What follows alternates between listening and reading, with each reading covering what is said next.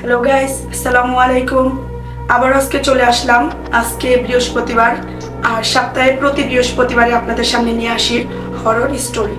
আজকের যে স্টোরিটা সেটা আমাকে দিয়েছেন এক আপু।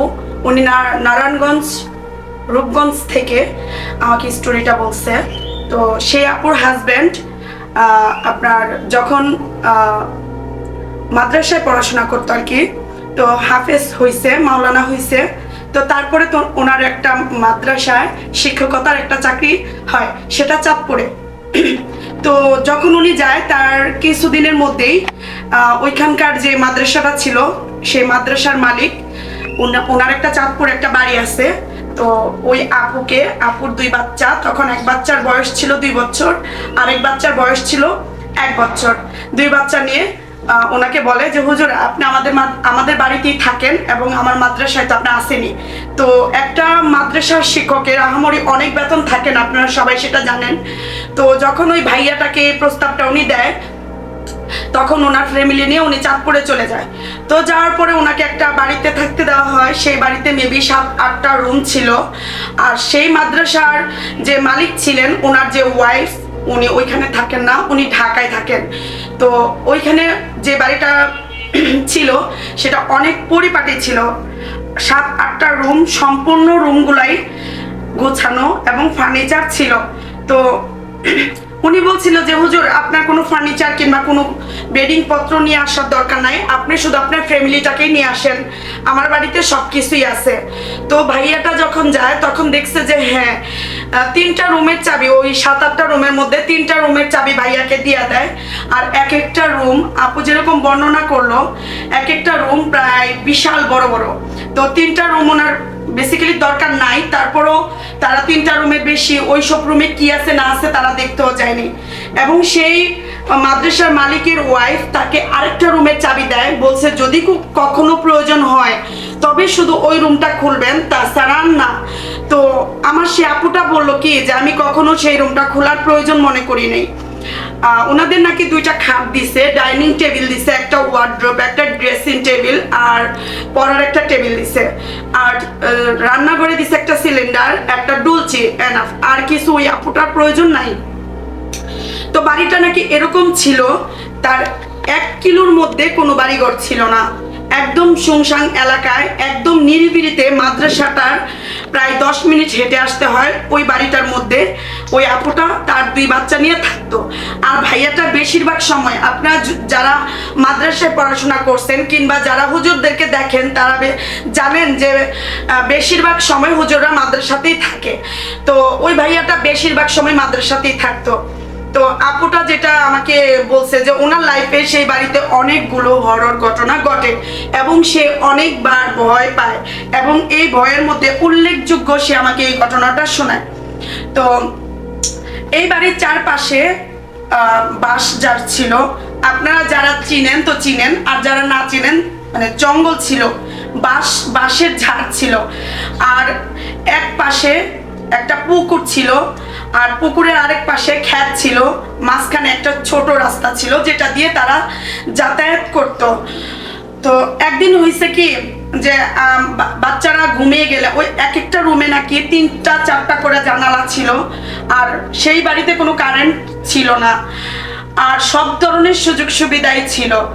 তো একদিন আপুর বাচ্চারা নাকি সন্ধ্যা রাত্রে ঘুমিয়ে যায়, 2টা বাচ্চাই ঘুমিয়ে যায়, যেহেতু তারা ছোট বাচ্চা। আর সেদিন আপুর ভালো লাগতেছিল না, সে অনেকক্ষণ যাবৎ হাত পাখা দিয়ে বাচ্চাদের বাতাস করতেছিল। তো এক পর্যায়ে সে মানে তার হাত ব্যথা হয়ে যায় এবং তার মনটা একটু খারাপ হয়ে যায়। তো আপুটা নাকি মন যখন খারাপ হয় তখন একটু মুখ হাত ধুয়ে একটু সাজুগুজু করলে তার মনটা ভালো হয়ে যায়। তখন আশেপাশে যে কেউ নাই কারোর সাথে কথা বলবে কিংবা জুড়ে চিৎকার দিলেও যে কেউ আসবে, এরকম কোনো পরিস্থিতি নাই। ওই বাড়ির থেকে মেবি প্রায় আধা কিলো দূরে একটা বাড়ি আছে। আপু যখন নাকি বিকেলে মন খারাপ থাকতো ওই বাড়িতে যাইতো, এবং ওই এলাকা যদিও আশেপাশে গণবসতি ছিল, তার বাড়ির আশেপাশে একদম কোনো বাড়িঘর ছিল না। তো তো আপু নাকি বাচ্চাদেরকে ঘুম পাড়ানোর পরে সে তার অনেকক্ষণ হাত পাখা দিয়ে বাতাস করার পরে তার খারাপ লাগতেছিল। তো ওই মুহূর্তে সে বলতেছে যে আমি আর পারতেছি না, তাহলে একটু জানালাগুলো খুলে দেই, সামান্য বাতাস যদি আসে। তো আপু যেই কথা সেই কাজ, সে নাকি সম্পূর্ণ জানালাগুলো, ঘরের 4টা জানালা ছিল বড় বড়, 4টা জানালাই সে খুলে দেয় এবং জানালার পাশেই বাঁশঝাড় ছিল, সেখান থেকে নাকি সন্ধ্যার পরে কিরকম বিকট বিকট আওয়াজ আসতো। তো আমার ভাইয়া যেটা বলতো যে তুমি ভয় পাইও না, ভয় পাইলেই ভয়, আর যদি আল্লাহ আল্লাহ ভরসা, মুসলমানের ঘরে তো তেমন কিছুই আসে না, তো আমি তো আসি, তোমরা একটু সতর্ক থাইকো তারপরও। তো আপু তখন বাচ্চাদেরকে যখন শোয়াইছে, জানালা খুলে দিছে, তখন বাইরে থেকে অনেকটা বাতাস আসতেছিল। তো আপু ভাবতেছে যে ওনার কেউ থাকে না চাঁদপুরে, তো সে তার আত্মীয় স্বজনের কথা, বোনদের কথা মনে করে তার মন খারাপ হচ্ছিল। তখন একটা ওয়াশরুম নাকি ছিল, সে আমাকে যেরকম বর্ণনা দিছে যে ওয়াশরুমটা এরকম চিপা কিন্তু বিরাট লম্বা, ওয়াশরুমে ঢুকলেই নাকি তার হাত পা কাঁপতো, এরকম অন্ধকার। আর আপুটা নাকি মোম ব্যবহার করতো, ওইখানে আর কোনো অপশন ছিল না যে সে আলোর জন্য ব্যবহার করবে। তো আপু একটা মোম থেকে আরেকটা মোম জ্বালিয়ে সে তখন ওয়াশরুমে যায়। ওয়াশরুমের এক সাইডে, যেহেতু ওই বাসায় কারেন্ট নাই, সেহেতু মোটরের পানির তো কোনো ব্যবস্থা নাই, টিউবওয়েল অনেক কষ্ট করে চাপলেও অল্প অল্প পানি আসতো। তো আপু সেই টিউবওয়েল চেপে মুখ ধুইছে। মুখ ধোয়ার পরে সে যখন বের হবে, হঠাৎ করে মনে হয়েছে তার রুমে তার সামনে দিয়ে কিছু একটা গেল। তখন সে ভাবতেছে যে না, এটা আমার চোখের ভুল, আমি আর আমার 2 বাচ্চা ছাড়া এখানে কেউ নাই যে আমি কিছু দেখতে পাবো। তো আপু মুখ মুছতেছে এবং তার যে সাজুগুজুর যে জিনিসগুলো, ওগুলি নিয়ে সে ড্রেসিং টেবিলের সামনে এসে দাঁড়ায়। তখন সে যখন মুখে ক্রিম দিতেছিল এবং ড্রেসিং টেবিলের আয়না দিয়ে তাকায়, হঠাৎ করে দেখে যে ড্রেসিং টেবিলের ভিতরে তার কোনো ছবি নাই, তার জায়গায় একটা মহিলা, এমন বুড়া, চামড়া চোমড়া ধুইবা গেছে, চুলগুলো সাদা সাদা এবং সাদা শাড়ি পরে ড্রেসিং টেবিলের ভিতরে তাকিয়ে আছে, মানে আপুর দিকে তাকিয়ে আছে। আপুর কোনো ছবি আয়নাতে দেখা যাচ্ছিল না। আপু একটা চিৎকার দিছে, চিৎকার দিয়ে 2টা বাচ্চাকে 2 হাতে নিয়ে ঘরের কোণার মধ্যে চলে যায়, একটা ঘরের কোণার মধ্যে বসে যায়। ওই অবস্থায় আপুর মাথার ঘাম পায়ে পড়তেছিল এবং হঠাৎ করে জানালা একা একাই বন্ধ হচ্ছিল, খুলে যাচ্ছিল, আর জঙ্গল থেকে বিকট বিকট আওয়াজ আসতেছিল। আপু যেহেতু হুজুরের বউ, সেই সশরীরে মানে ভেবেছিল যে স্টোরিটা আপনাদেরকে শোনাবে, কিন্তু ওনার হাজবেন্ডের আপত্তি থাকার কারণে সে আমাকে বলছে এবং আমি হয়তো তার মতো করে বলতে পারতেছি না, আমি যতটুকু পারবো আপনাদেরকে বলবো। ঠিক ওই মুহূর্তে মানে জানালা একা বন্ধ হচ্ছে, একাই খুলে যাচ্ছে, জঙ্গল থেকে ভয়ঙ্কর ভয়ঙ্কর আওয়াজ আসতেছে এবং পুকুরের পানি কেউ ঝাপটা দিতেছে, এরকম একটা আওয়াজ আসতেছে। আর আপু যত ধরনের দোয়া, আয়াতুল কুরসি, যত ধরনের কিছু জানে বলে, ওনার হাজবেন্ড যেহেতু হুজুর, কঠিনভাবে শরীর বন্ধ করার নিয়ম তাকে বলে দিছে, সে এবং তার 2 বাচ্চা সহকারে তার শরীরটা বন্ধ করে নেয়। আর মাথার গাম তার পায়ে পড়তেছিল, বাচ্চা 2টা ঘুমিয়েছিল, আর সে ওইখানে বসে বসে কাঁপতেছিল আর কাঁদতেছিল। তারপর অনেকটা সময় পরে ওই আপুর হাজবেন্ড নাকি দরজা নক করে, তখন আপু আর দরজা খুলে না। তখন 3 বার যখন আপুর হাজবেন্ড দরজা নক করে 3 বার আপুকে ডাক দিছে, আপু তখনও খুলে না। তারপরে আপুকে বলছে যে আমি আসছি, তুমি দরজা খুলো।